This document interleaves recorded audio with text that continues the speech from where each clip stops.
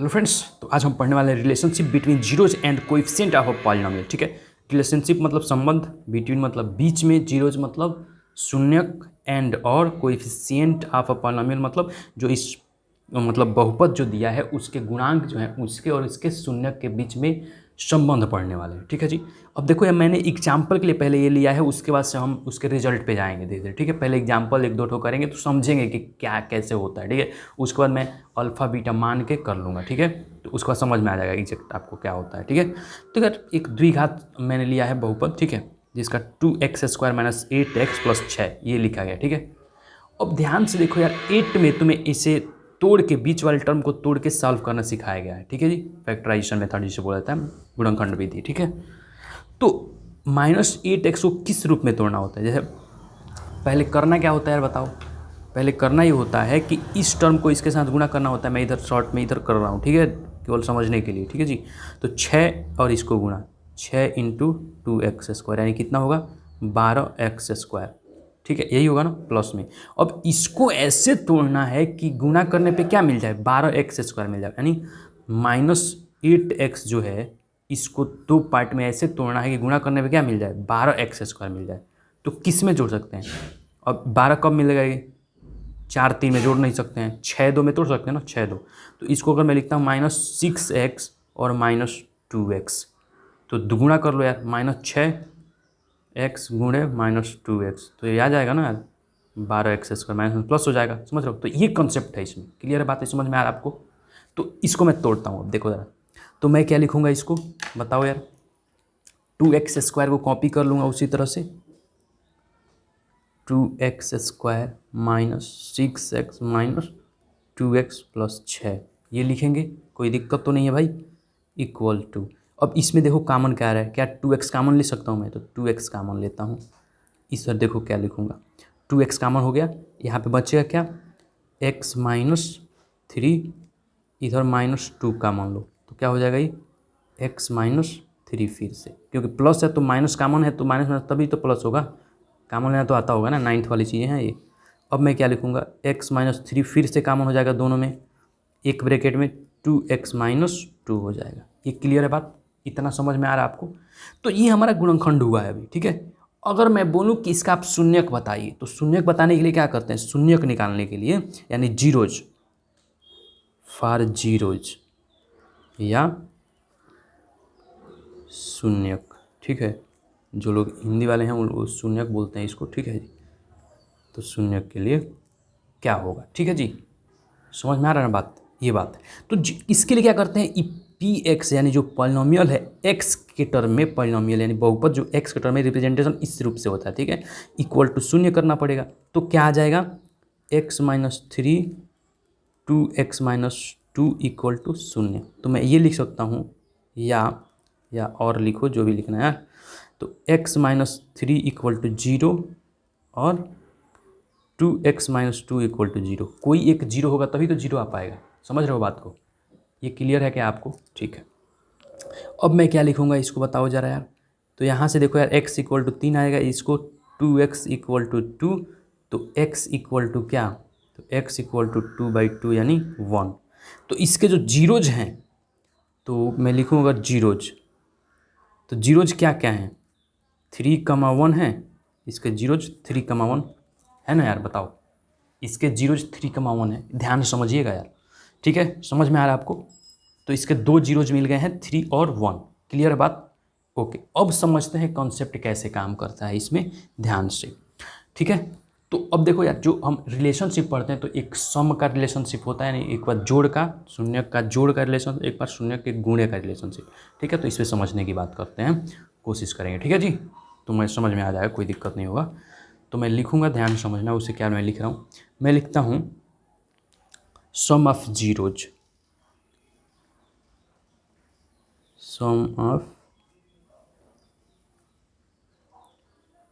समझ रहे हो इसका मतलब हिंदी में क्या होगा? मतलब ये जो जीरोज मिले यानी शून्यक मिले हैं, शून्यक का योग बराबर क्या लिखोगे तुम, 3 + 1 लिखो या 1 + 3, 3 + 1 यानी हमें आएगा 4। ठीक है, ये लिख सकते हैं। क्लियर बात? ये समझ में आ रहा है आपको ना? ध्यान से देखना यार, इसको ध्यान से देखना भाई। 4, अब बताओ इसमें क्या, कैसे मुझे 4 मिल सकता है, ये मुझे बताओ यार तुम, कैसे मिल सकता है बताओ। हाँ बताओ कैसे मिल सकता है 4, बताओ भाई। अगर मैं इसको ऐसे लिखूं कि -8/2, तो क्या यह 4 दे देगा? क्योंकि 4 पाने के लिए प्लस में जाइए तो यहाँ पे -8 है, तो यही तो वैल्यू मैं उठाऊंगा ना यार। ठीक है जी, समझ में आ रहा है? या तुम 8/2 लिखो, सिंपल 8/2 लिख दो तो पता चल जाएगा 4 आएगा, मगर हमें माइनस का रिलेशन निकालना है, तो ये ध्यान देना है। तो क्या मैं ये लिख सकता हूँ बताओ? तो बताओ इसको ध्यान से तुम अगर देखते हो तो क्या मैं इस वाले टर्म को ये बोल सकता हूँ क्या कि जो x का गुणांक है यानी minus coefficient of x divide by coefficient of x square,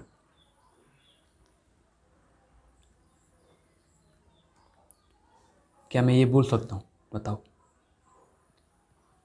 क्या ये बोल सकता हूँ? अब देखो यार कैसे, क्यों मैं बोल रहा हूँ ऐसा, देखो -8 है तो -8 यानी ये है ना टर्म पूरा, ठीक है, x का गुणांक -8 के साथ जाएगा, ठीक है। ठीक है, तो बात ये समझ में आपको आ गई है। यानी जब हम इसको जोड़ते हैं तो क्या आता है, माइनस कोएफिशिएंट ऑफ x बटा कोएफिशिएंट ऑफ x स्क्वायर आ जाता है। ठीक है जी, आगे चलते हैं।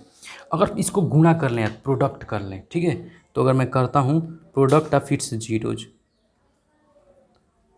प्रोडक्ट ऑफ इट्स जीरोज, तो प्रोडक्ट क्या हो जाएगा 3 × 1 यानी 3 होगा। तो 3 को मैं क्या बोल सकता हूँ यार, 3 को कैसे लिख सकता हूँ? अब देखो ध्यान से, यहाँ पे हमें 6 और 2 को रिलेट करना है, तो क्या मैं 6 को 2 से भाग दे दूँ तो 3 मिल जाएगा? ऑफकोर्स मिलेगा यार, 6/2, 6/2। अब 6 क्या है ध्यान से देखो, मतलब 6 क्या है, कांस्टेंट, इक्वेशन में कांस्टेंट टर्म है, constant term divide by coefficient of x square, यही है ना, यही बात है। ठीक है, अब ये ध्यान दो यार, कांस्टेंट टर्म का मतलब क्या होता है, अचर पद, अचर पद बटा x स्क्वायर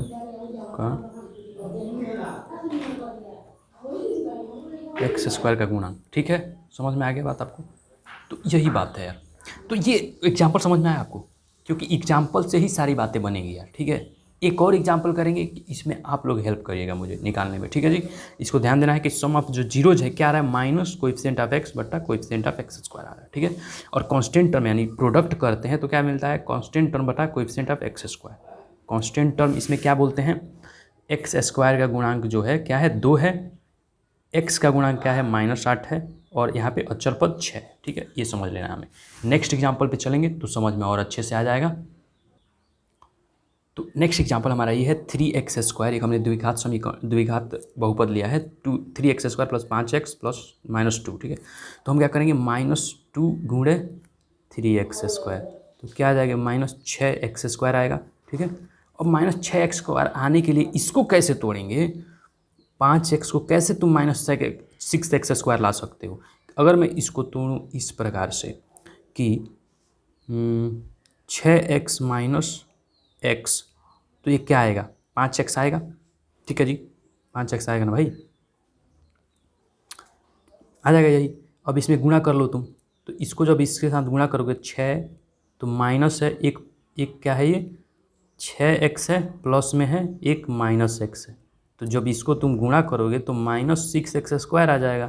तो तोड़ने में तो दिक्कत नहीं है ना इसको, तो क्या लिखूँगा मैं ज़रा बताओ, 3x² प्लस 6x - x -2। ठीक है, अब इसको जरा कॉमन लो, क्या कॉमन होगा, 3x, तो यहाँ पे क्या बचेगा, x प्लस 2 -1 कॉमन लो, x plus 2, x plus 2 common है एक बार, 3x - 1 एक बार कॉमन है। ठीक है, अब इसके शून्य के लिए क्या करते हैं, इसको 0 के बराबर कर लेंगे, यानी x प्लस 2 बराबर 0, शून्य के लिए भाई शून्यक यानी जीरोज निकालने के लिए, ठीक है, समझाने के लिए केवल यूज कर रहा हूँ इसको, ठीक है, समझ में आ रहा।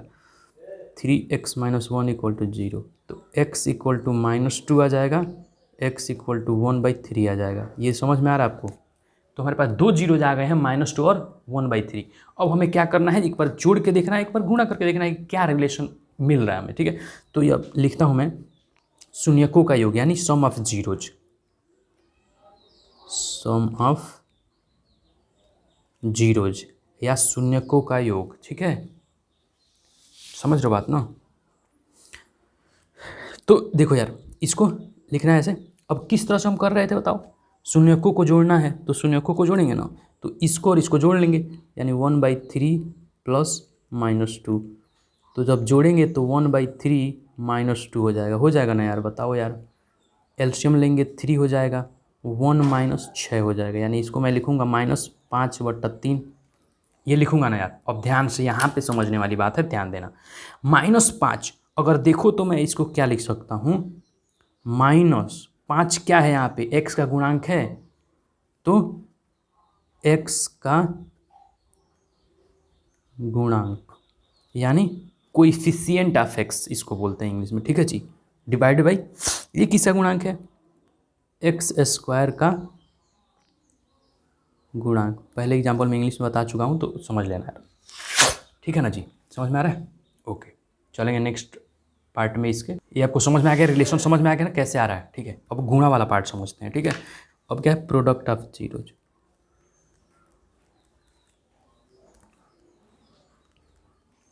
प्रोडक्ट ऑफ जीरोज, प्रोडक्ट इसका करेंगे यानी 1/2 इंटू 1/3 इंटू -2, तो ये आ जाएगा -2/3, ठीक है। तो -2 इसमें देखो यार क्या है, क्या यह अचर पद है, ठीक है। तो मैं लिख दूंगा यहाँ पे अचर पद डिवाइडेड बाई x² का गुणांक, ठीक है, x² का गुणांक। कोई समझने में दिक्कत है भाई, बताओ। बहुत ही आसान है ना समझना, तो क्लियर है, समझ में आ गया आपको। अब हम चलेंगे ओरिजिनल रिजल्ट पे कि उसमें कैसे होता है, ठीक है जी। अब तो यहाँ पे हम पहुँचने वाले हैं रिजल्ट पे, ठीक है। तो रिजल्ट पे जाने से पहले हम देखेंगे एक बात ध्यान से, जो हम क्वेश्चन करे थे अभी कुछ देर पहले, उसमें क्या मैं यहाँ पे मैं डायरेक्ट कर दिया था, मगर यहाँ पे कॉमन भी तो आता है, कॉमन आता 2, इस तरह से लिखता मैं उसको, ठीक है, वो गलती से हो गया था, ठीक है। कॉमन मैं नहीं लिया, डायरेक्ट कर दिया, फिर भी आंसर तो आ जाता है, कोई दिक्कत नहीं होता उसमें, ठीक है जी। तो x-3 इंटू 2, x-1 कॉमन होगा तो x 2 है तो 2 कॉमन हो जाएगा। तो क्या मैं इस तरफ को इस तरह लिख रहा हूँ, क्योंकि इसके शून्यक हमें मिले थे 3 और 1, ठीक है जी, 3 और 1 मिले थे, ठीक है ना, शून्यक 3 और 1 मिले थे। तो उसको मैं के, इसको के बोल सकता हूँ, कोई कांस्टेंट टर्म है, x- पहला शून्यक, x- दूसरा शून्यक, ठीक है जी, यही लिख रहा है। अब इसी का कॉन्सेप्ट यूज करके हम अपना रिजल्ट निकालने वाले, ठीक है। चलते हैं रिजल्ट पे। तो देखो यार ध्यान से इसको, यहाँ पे क्या बोल रहा है, in general alpha and beta are the zeroes of quadratic polynomial px ax² + n, ठीक है। यानी एक हमारे पास बहुपद दिया गया, द्विघात बहुपद, जिसके शून्य कौन कौन से हैं, अल्फा और बीटा। अल्फा और बीटा यहाँ पे साफ साफ लिख दिया है, देख लेना। Alpha and beta are the Greek letter pronounce at the alpha and beta respectively, ठीक है। We will use letter 1 more letter gamma pronounce, ठीक है। तो इसको भी यूज किया था, अल्फा बीटा गामा। अगर 3 शून्यक होते तो अल्फा बीटा गामा मान लेते, ठीक है। यहाँ पे 2 शून्यक करें तो अल्फा बीटा मान रहे हैं, इसको केवल रिप्रेजेंटेशन यूज करना है, कुछ नहीं है इसका कंसेप्ट, ठीक है। और एक ग्रीक लेटर है, बस इतना याद रखना, कुछ ज़्यादा नहीं है सोचना है इसके बारे में, okay. You will know, you know that alpha x- alpha और x- beta are the factor of, ठीक है। तो अभी हम देखे थे एग्जाम्पल में कि जो उसके शून्यक हैं वही तो उसके फैक्टर बनते हैं। एक बार और मैं दिखा देता हूँ, जैसे शून्यक 3 थे तो क्या मैं यहाँ बोल सकता हूँ कि x-3 और x-1 इसके गुणनखंड है इस द्विघात बहुपद के, है ना यार। तो इसको लिख सकते हैं, ठीक है, वही वहाँ पे लिख रहा है कहानी, तो ध्यान से समझना है। तो x- अल्फा और x- बीटा इसके गुणनखंड होंगे, फैक्टर होंगे, ठीक है। तो अब क्या करेगा, अब इसको देखिएगा कैसे लिख पाएंगे। तो दिस स्क्वायर मतलब ये बहुपद है, इसके बराबर ये लिख सकते हैं, कैसे लिखेंगे अभी दिखा देता हूँ उसको भी मैं। बहुपद तो यही था ना, इसको ही सॉल्व करते करते यहाँ पहुँचे, यानी ये और ये बराबर होगा तभी तो ऐसा आया है यार, बराबर नहीं होता तो कैसे आता, ठीक है। तो ऐसे लिख भी तो सकते हैं हम, तो लिखेंगे, वही बात लिख रहा है यहाँ पे, ठीक है जी। तो लिख रहा है। अब देखो यार यहाँ पे क्या कर रहा है ना, के को बाहर लेकर है, इसको पूरा गुणा करके ये कंपेयर कर लिया है। मैं गुणा करके दिखा देता हूँ, ठीक है। तो अगर नहीं समझ में आया तो मैं गुणा कर लेता हूँ, ठीक है जी, समझ में आ जाएगा, ठीक है। तो यहीं पे मैं गुणा करके बता देता हूँ कैसे आया होगा यहाँ पे। अब देखो यार यहाँ पे जो लिखा है उसको समझते हैं हम। के को बाहर रखा है इसने, अंदर गुणा कराया होगा इसमें, तो यानी एक्स स्क्वायर, एक्स का गुणा एक्स से गुणा तो माइनस एक्स बीटा हो जाएगा ना यार, क्लियर है। यहाँ पे गुणा कर रहा हूँ मैं, उसका देखो अपने आप टर्म आ जाएगा, minus alpha x plus alpha beta, ये पूरा कंडीशन है, ठीक है। इसको के में लिखता हूँ, अंदर आ जाएगा हमारा एक्स स्क्वायर, इस पर मैं माइनस एक्स कॉमन लूँगा तो minus alpha plus beta x आ जाएगा, बताओ, क्योंकि माइनस का दोनों टर्म माइनस में है तो प्लस में आएगा अंदर, प्लस अल्फ़ा बीटा, ठीक है। ये समझ में आ रहा है आपको। अब देखो यही टर्म क्या यहाँ पे मिला है, ये वाला टर्म सिम के बाहर है, x square alpha plus beta alpha beta, ठीक है। तो यही टर्म वहाँ मिल रहा है, ठीक है जी। अब क्या किया है नेक्स्ट वाला पार्ट में कि गुणा करा दिया है, तो गुणा करा दो तुम भी यार सब में। तो के का गुणा एक्स स्क्वायर के साथ, के का गुणा इस वाले टर्म के साथ, के का गुणा इस वाले टर्म के साथ, ठीक है। ये क्लियर है बात आपको। अब बोला है comparing the coefficient of x square comma x and constant term on both sides we get, जब हम कंपेयर करते हैं तो हमें रिजल्ट क्या मिलने वाला है उसके बारे में इसने बोल दे रखा है, ठीक है जी। तो यहाँ पे रिजल्ट देखोगे तो तुम कंपेयर करोगे एक्स स्क्वायर और इधर एक्स स्क्वायर कोएफिशिएंट गुणांक को कंपेयर करो तो के इक्वल टू ए का जाएगा, ए आ जाएगा, सॉरी ए, और इस टर्म को कंपेयर करो तो क्या ये आ जाएगा, minus k alpha plus beta equal to b k alpha beta, दोनों ये पूरा कांस्टेंट टर्म बना है, इसके साथ सी के साथ जाएगा, ये क्लियर है बात। अब देखो यार अगर मैं लिखना चाहूँ कि अल्फ़ा प्लस बीटा, तो क्या यह इधर जाकर डिवाइड करेगा बी को, तो क्या मैं माइनस बी बट्टा के लिखूँगा, ये मैं यूज करता हूँ, इसको मैं समझा देता हूँ, ठीक है जी। देखो यार क्योंकि तुम्हें दिक्कत होगा समझने में, इसको मैं टर्म को यूज करता हूँ, लेता हूँ इधर, ठीक है। तो मैं अगर लिखता अल्फ़ा प्लस बीटा तो मैं लिखता क्या, बी बटा माइनस के लिखता। तो यहाँ पे देखो के का मान ए के बराबर है तो क्या मैं इसको नहीं बोल, और माइनस ऊपर नीचे कहीं हो सकता है, तो माइनस बी बटा ए, के को मैं रिप्लेस कर रहा हूँ ए के साथ, ठीक है, मतलब ठीक है ना बात, यही आ रहा है, समझिए। यहाँ पे अल्फ़ा बीटा को देखो तो सी बटा के आ जाएगा, तो इसमें के का मान ए के बराबर है, तो इसमें कोई कन्फ्यूजन नहीं होना चाहिए तुम्हें, समझ में आया है बात, ये क्लियर है। इस तरह से करना है, इसमें समझ में आ गया आपको। अब देखते हैं रिजल्ट लिखते क्या है, ठीक है जी, ओके। तो यहाँ पे देखोगे तो रिजल्ट हमारा क्या लिख के आएगा, हमेशा रिजल्ट हमें याद रखना है, सम ऑफ जीरोज यानी शून्यकों का योग बराबर अल्फ़ा प्लस बीटा, हम शून्यक है वहाँ पे, माइनस बी बटा यानी माइनस कोएफिशिएंट मतलब एक्स का गुणांक बटा एक्स स्क्वायर का गुणांक माइनस के साथ, ठीक है जी। प्रोडक्ट ऑफ जीरोज मतलब अगर मैं शून्यकों का गुणा कर दूँ तो क्या आता है, अचर पद बटा एक्स स्क्वायर का गुणांक। तो देखो यार एक्स स्क्वायर का गुणांक एक्स स्क्वायर, नीचे दोनों में यही रहता है, ठीक है, ऊपर वाले टर्म खाली चेंज हो रहा है, ध्यान देना है, याद रखना है, क्योंकि इस पे बहुत सारे क्वेश्चन आएंगे इस एक्सरसाइज में, इसी कंसेप्ट पे केवल, ये नहीं कि इससे ज़्यादा, इसी कंसेप्ट में बहुत सारे क्वेश्चन आने वाले हैं, ठीक है। तो इसको याद रखना है बड़ा अच्छे से, और मुझे लगता है समझ में आ गया होगा, ठीक है। तो अगर समझ में आया है तो यार लाइक बटन दबाएं, चैनल को सब्सक्राइब करें और देखते रहें आकाश मैथ में। Have a good time, thank you.